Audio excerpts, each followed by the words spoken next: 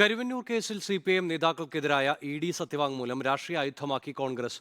കേസിൽ ഒന്നാം പ്രതി CPIM ആണെന്നും മന്ത്രി പി രാജീവ് മറുപടി പറയണമെന്നും പ്രതിപക്ഷ നേതാവ് VD സതീശൻ ആവശ്യപ്പെട്ടു.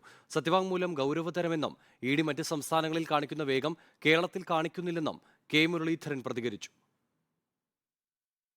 കരുവന്നൂരിൽ കോടികളുടെ അഴിമതി നടന്നിട്ടുണ്ടെന്നും ഒന്നാം പ്രതി CPIM ആണെന്നും പ്രതിപക്ഷ നേതാവ് VD സതീശൻ പറഞ്ഞു. മന്ത്രി പി രാജീവ് അനാവശ്യമായി സ്വാധീനിച്ച് ലോൺ നൽകാൻ നിർബന്ധിച്ചു എന്ന് മൊഴി നൽകിയത് ബാങ്കിലെ ജീവനക്കാരാണ്.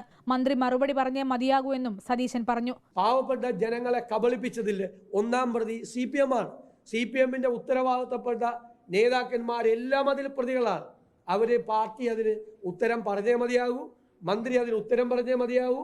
കരുവന്നൂർ ബാങ്ക് തട്ടിപ്പ് മാർക്സിസ്റ്റ് പാർട്ടി അറിഞ്ഞു നടത്തിയ വലിയ കുംഭകോണമാണെന്ന് രമേശ് ചെന്നിത്തല പറഞ്ഞു. CPM-ന്റെ അക്ഷയഖനിയായിരുന്ന കരുവന്നൂർ എല്ലാ സാമ്പത്തിക തട്ടിപ്പിന്റെയും വെട്ടിപ്പിന്റെയും കേന്ദ്രമായിരുന്നു.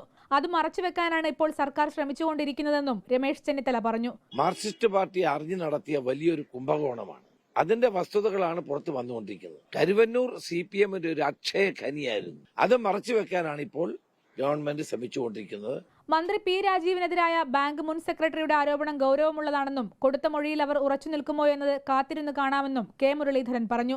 ED കോൺഗ്രസ് ഭരിക്കുന്ന സംസ്ഥാനങ്ങളിലെ കേസുകളിൽ കാണിക്കുന്ന വേഗം കേരളത്തിൽ കാണിക്കുന്നില്ലെന്നും മുരളീധരൻ ആരോപിച്ചു.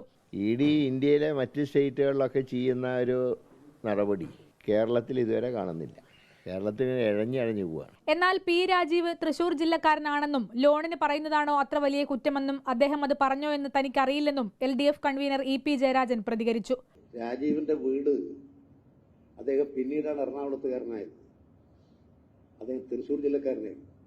ഒരു ലോൺ അപേക്ഷയ്ക്ക് വേണ്ടിയിട്ട് കൊടുക്കാൻ പറഞ്ഞാൽ അതാണോ രാജ്യത്തിലെ ഏറ്റവും വലിയ കുറ്റം? ഞാനത് അദ്ദേഹം ചെയ്തു എനിക്കറിഞ്ഞുകൂടാ. EDയുടെ പ്രവർത്തനങ്ങളോട് യോജിപ്പില്ലെന്ന് വ്യക്തമാക്കുമ്പോഴും സർക്കാരും EDയുമായി അന്തർധാരയുണ്ടെന്ന് ആരോപിക്കുകയാണ് UDF.